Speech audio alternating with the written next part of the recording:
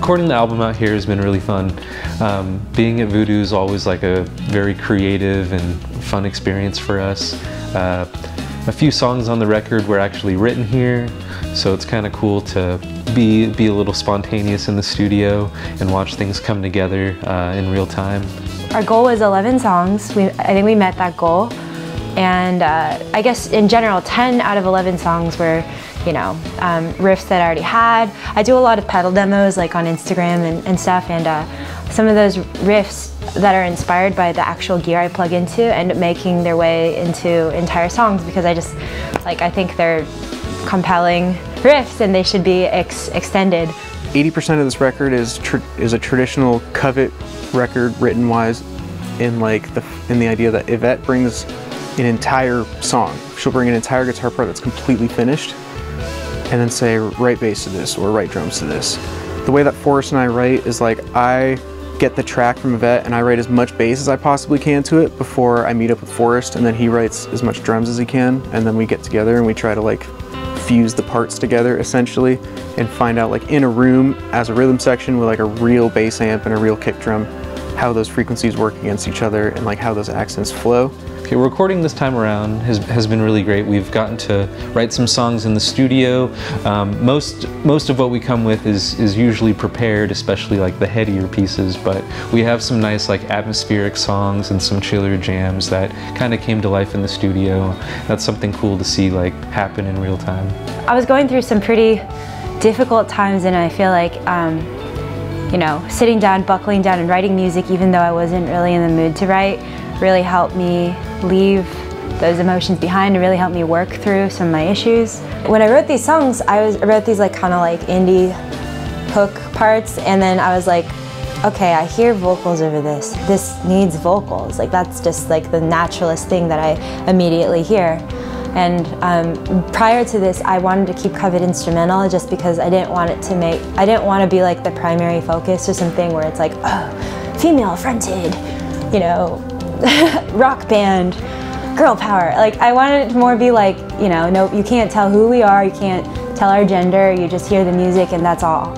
And I think sometimes vocals take you out of that because it's like you start paying attention to like what they're saying and like, you know, their voice, it's a female voice and that becomes a focus. So that's kind of why I shied away from it in the past.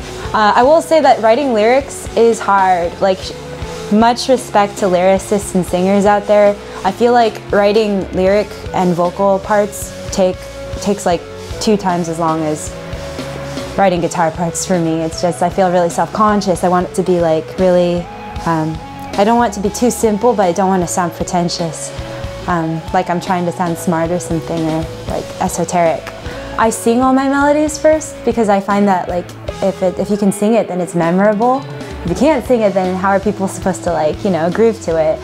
We're redoing our song Aries because we wanted to show people like what some of those older songs would sound like with, you know, super pristine sounds. After we did FLRS here, we knew we wanted to see that song through Mike or through Voodoo and through the team here, because they just they just have our favorite sound right now. As soon as I heard the guitar sound on this record, I was like, what band is this?